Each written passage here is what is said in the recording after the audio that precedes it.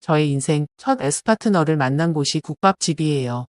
꼬릿한 냄새가 가득한 국밥집이라는 단어와 에스파트너라는 섹시한 단어의 괴리감은 오늘 뜬 저 보름달과 같이 한참 멀지요. 시간이 너무 지나버려 낡은 피아노 마냥 먼지 쌓인 추억이지만 이것도 추억이라고 조금씩 쌓인 먼지들을 치워서 썰을 풀어볼게요. 20대 중반, 군대를 제대하고 어떤 일을 하면서 살아가야 하나 고민을 하며 이 일 저 일 해보면서 사회 경험을 쌓아가던 즈음. 풋내나는 여름날인지 아닌지는 기억이 명확히 나진 않지만 저는 아는 형님과 만나 시내 어느 한적한 가게에서 꼴 사납게 술을 푸고 있었어요. 형님과는 띠동갑 이상의 차이여서 삼촌이라 부르는 게 맞는 사이지만 편하게 형이라 부르라 해서 형님이라 불렀어요. 당시에는 아는 게 없으니 사회에서 먼저 나가 자리 잡은 형님들과 술 마시며 듣고 보고 배우던 시절이었지요. 제가 인테리어를 배워볼까 하는데 전망이 어떨까요? 좋지. 먹고 사는 데는 지장 없을 거야. 술잔 기울이면서 이런 재미없는 이야기를 하고 있는데 형수님에게서 전화가 왔어요. 응, 여보. 형석이랑 땡땡 근처에서 술 한잔 하고 있어. 여보도 친구랑 여기 근처라고? 친구랑 여기라고?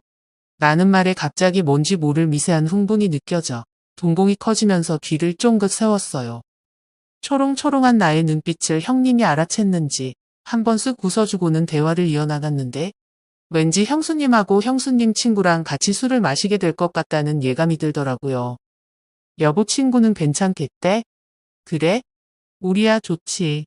그래, 그럼 땡땡 포차에서 보자. 그리로 와. 형수님을 본 적은 없고 형님이 보여준 사진으로 봤었지만 기분이 묘하게도 친구분이 누구일지 무척 궁금했었어요. 우리는 마시던 술잔을 마저 비우고 계산을 마친 뒤 근처 포차로 발걸음을 옮겼고 포차 앞에 도착하여 담배 한 대를 태우고 있으니 곧 여자 일행분들이 도착했어요.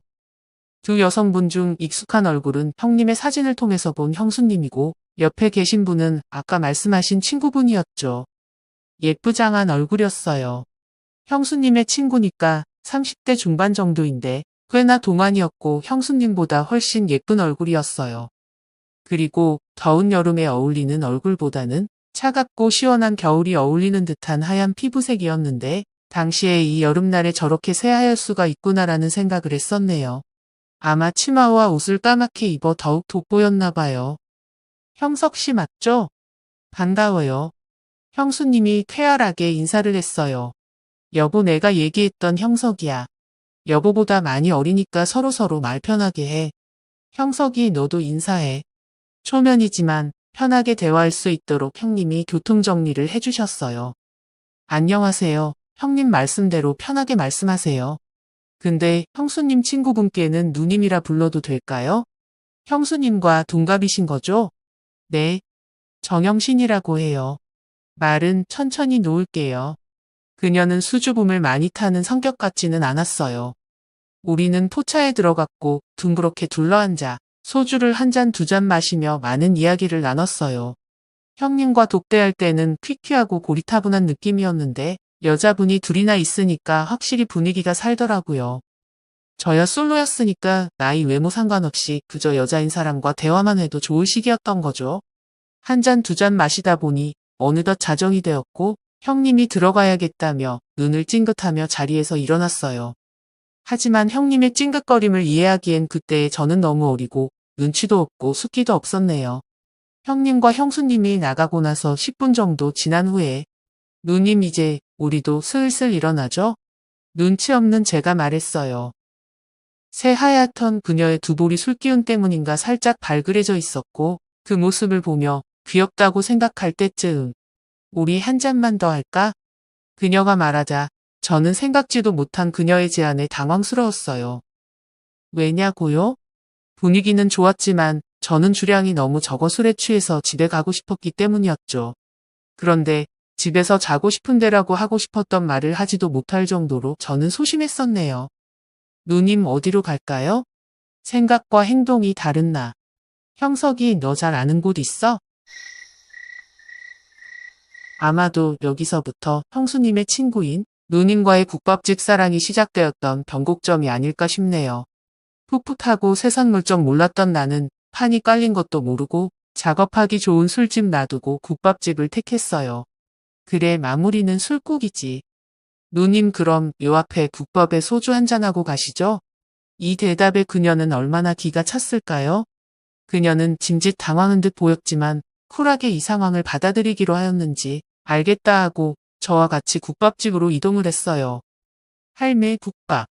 상호에서부터 푸근함이 느껴지는 이곳에서 술국 한 그릇 놓고 그녀와 이런저런 이야기를 나누며 소주를 마셨고 몇 시간 동안 같은 자리에 앉아서 한 잔 두 잔 기울이면서 그녀와 무수한 대화를 나누었네요.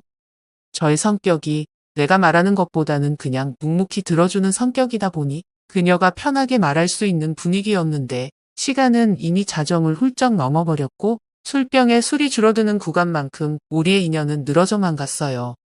그녀가 움직일 때마다 조금씩 올라가는 치마에 술 마시는 내내 눈길이 가긴 했지만 애써 모른 척했고 그녀는 국밥이랑 소주가 이렇게 잘 어울리는 줄 몰랐다면서 계속해서 홀짝홀짝 술을 마셨어요. 그래, 국밥만 한 게 없긴 하지. 이날 아마 저의 주량을 넘어섰던 걸로 기억하는데 아마 그녀도 마찬가지였던 걸로 기억나네요. 새벽 3시쯤 되었으려나 도저히 졸음을 버틸 수가 없어서 그녀에게 이야기를 꺼냈어요. 저 이제 너무 졸려서 집에 가야 할 것 같아요. 오늘은 여기까지 마시고 이제 집에 가요. 꾸벅이며 말을 하자. 그래, 내 동생 얼른 집에 가자. 어느새 저는 그녀의 동생이 되어 있었어요. 누님 집은 어디예요? 이 근처야. 너무나도 졸렸기에 희망적인 대답이긴 했는데 그녀의 희망적인 대답과 달리 그녀는 삼보일배라도 하듯 세 걸음 가고 주저앉고 세 걸음 가고 주저앉고를 반복하더라고요. 꽤 걸어온 것 같은데 슬슬 짜증이 나기 시작했어요. 누님, 얼른 집에 가야죠. 집이 어디예요? 너 눈치도 없고 말이야. 그녀의 눈은 이미 반쯤 풀려 있더라고요. 무슨 눈치요? 얼른 집에 가자고요. 저 피곤해요. 그녀의 원망을 듣고 눈치를 채기엔 제가 눈치가 너무 없었지요. 나 너랑 자고 싶어. 그녀가 저를 보며 말했어요. 그리고 그녀는 내 목을 휘어감더니 잠깐의 키스를 했어요. 눈치도 없고 말이야. 누나가 이 정도 말했으면 됐지? 이렇게 해야 눈치채니? 그녀는 툴툴거리더니 내 손을 잡고 근처 모텔로 향했어요. 일반실은 없고 프리미엄만 있다는 모텔 사장의 말에 누님은 카드를 딱 내놓으면서 결제를 했어요. 그 와중에 역시 연상 누님은 다르구나라는 생각을 했네요. 엘리베이터를 잡고 그녀와 저는 서로 어색하게 객실로 올라가 문을 열고 나자 긴장감에 심장이 두근거리는데 그녀가 농염하게 핸드백을 테이블에 내려놓으며 말했어요. 같이 씻을래? 그 말에 저는 그 자리에서 얼어버렸고 이게 꿈인지 생시인지 얼떨떨해서 볼을 꼬집어 보고 싶었지만 이내 누나가 하자는 대로 했어요. 이 순간까지 오는 내내 저는 아무것도 모르는 순진한 양이었지만 막상 결정적인 순간이 되자 상남자의 본능이 드러나면서 남자의 야성을 그대로 표출하기 시작했네요.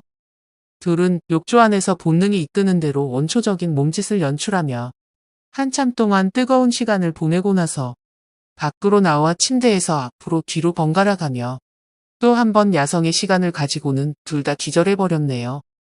새벽을 넘어 해 뜰 때까지 술 마시고 마지막은 뜨거운 시간으로 마무리했으니 몸이 견뎌낼 재간이 없었던 거죠. 11시에 퇴실 콜이 왔지만 도저히 일어날 수 없었기에 대실 연장을 하고 오후까지 자고 일어나서 또 한 번의 격렬한 시간을 가진 후 같이 샤워를 하고 모텔을 나서며 우리는 전화번호를 교환했어요. 이후 저는 그녀와 주말마다 약속을 하고 만나는 사이가 되었고 관광지 찾아다니고 맛집 탐방 다니면서 연인처럼 지냈네요. 저도 솔로고 누나도 솔로였던지라 나이와 상황에 대해서 개의치 않고 놀러 다니면서 주말을 보냈던 거지요.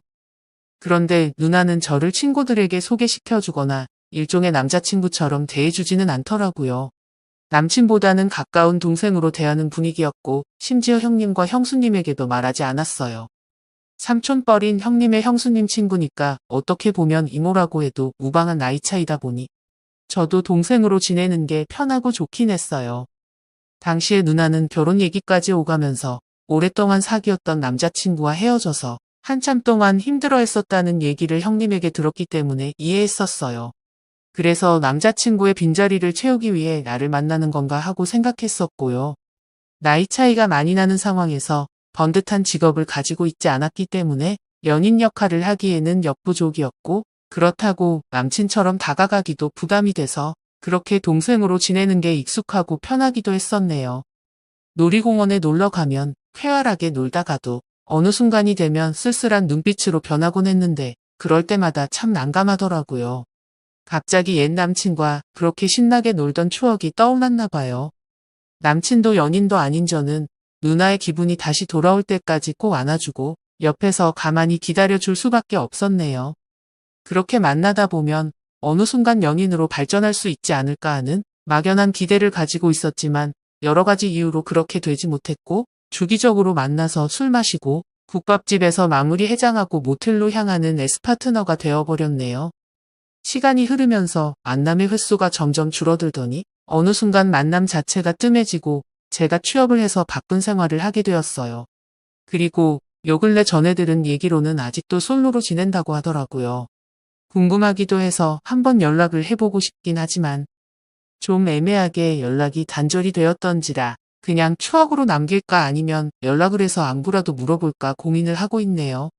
풋내기 시절 그녀에게서 맛보았던 그 느낌이 너무 좋아서 한번 만나보고 싶은 마음이 있거든요. 그녀가 에스파트너로 좋았던 건지 나도 모르게 좋아하는 감정이 싹 텄던 건지 저 자신도 헷갈리는데 좀 더 고민해봐야